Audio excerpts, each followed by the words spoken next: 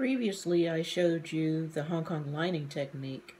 Well, there are going to be some seams that you're going to want to finish with the actual traditional Hong Kong seam finish technique.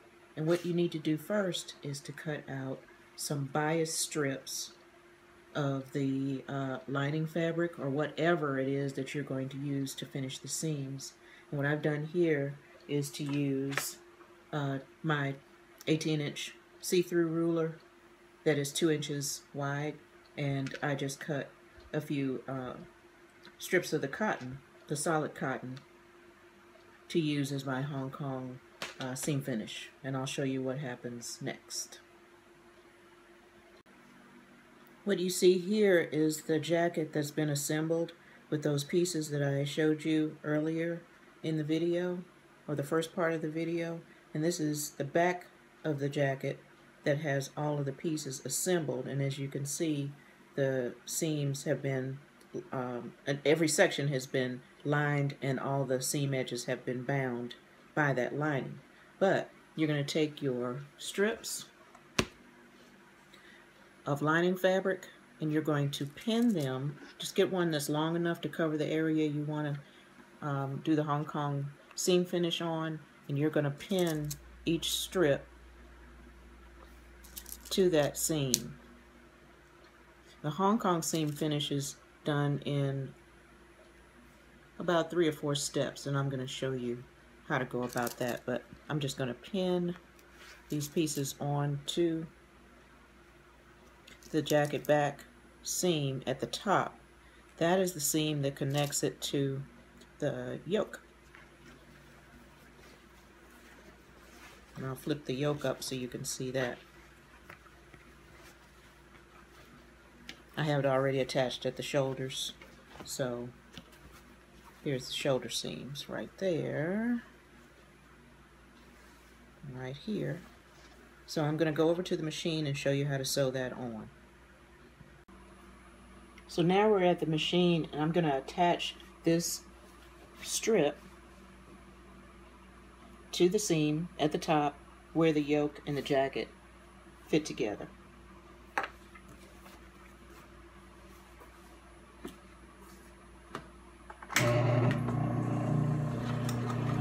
Now I'm sewing 2.5 stitch length, and the seam allowance is 1/4 inch. The same one we used to attach the lining piece itself to each pattern piece.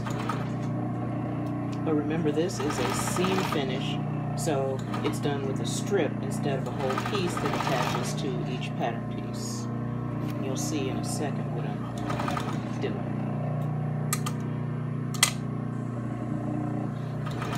Now just be careful because your fabric piece is bias.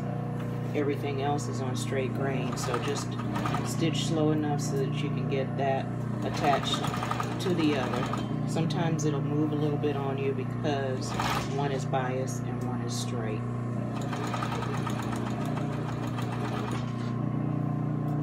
But just try to make sure it's as smooth as you can get it.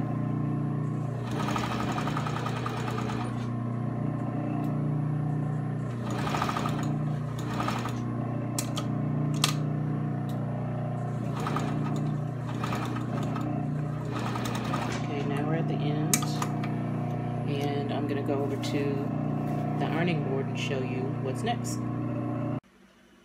Now wherever you added a Hong Kong finish to the seam, you're going to press that Hong Kong finished piece of fabric away from where you just sewed it to.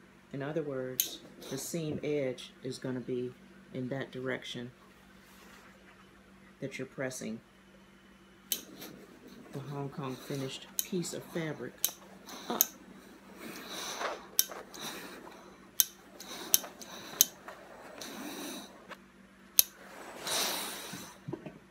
That's the first place that you're going to press it. Then you're going to wrap the seam with the bias strip of fabric, and you're going to pin it down and stitch in the ditch to hold it together. I hope you can see that this is being wrapped around that seam. Now we're going to go back to the sewing machine so that I can attach that, stitch in the ditch, and attach this Hong Kong lining, Hong Kong seam finish piece of fabric around the seam edge. And this is the seam that attached the yoke to the jacket. It's all the same color, so it's a little bit difficult to see, but I wrapped it right around the top of that seam after I stitched it on. So now let's go back to the machine and stitch in the ditch to attach it. The best thing to do to keep everything nice and smooth is to wrap it tightly back around the top of that seam with no gaps in between.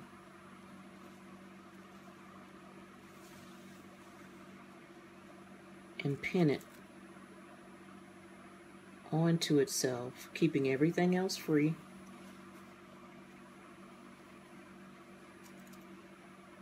And you just pin it to the seam allowance itself, making sure everything else is moved out of the way.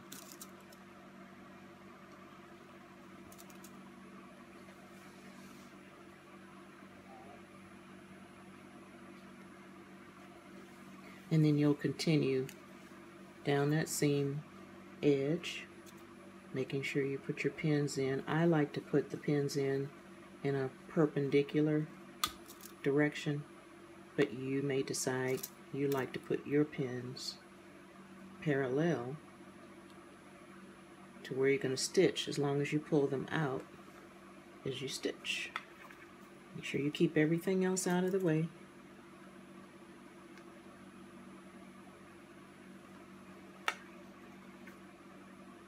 And tightly wrap that around the seam top. Okay, now that everything is pinned down for this Hong Kong seam finish, I am going to stitch in the ditch just like I did for every piece of the Hong Kong lining. This is a separate seam finish, but you still have to stitch in the ditch. So we're just going to do that right now.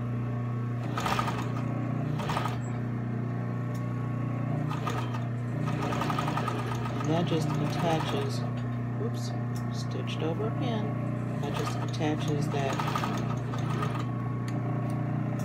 bias strip of fabric that you wrap around that seam. And you're going to stitch all the way across. Remember to move your pins. Sometimes I forget, but don't you forget.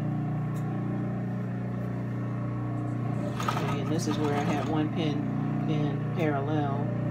So just remember you have to move them however you decide to pin them.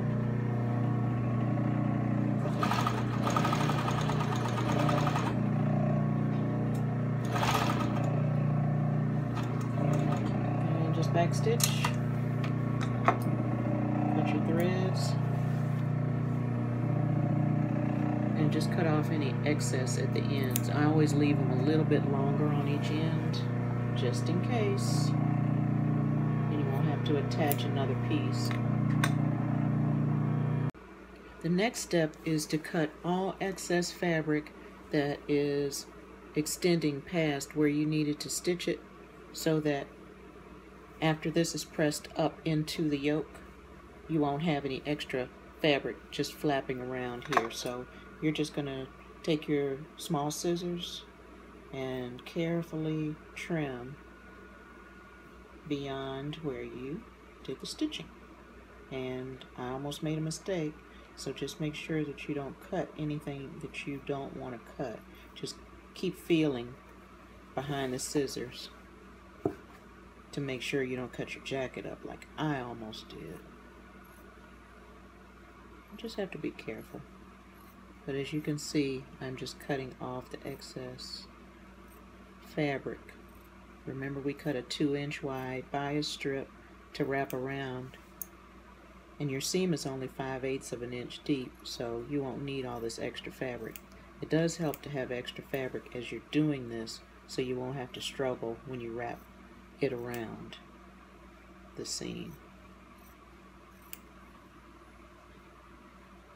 And you're just going to continue to cut until you get it all cut off, being really careful what you're cutting.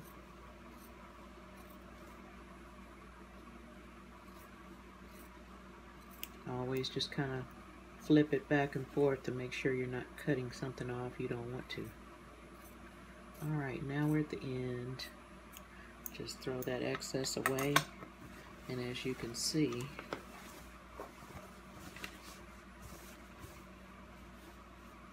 I'll turn it this way so you can see better.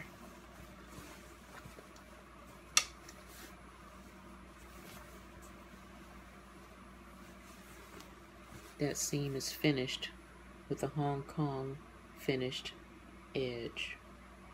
And that's what it's supposed to look like. All you're going to do next is press it flat. And if you want to, you can turn it on the right side and top stitch it down so that this seam won't move, which is what I think I'm going to do.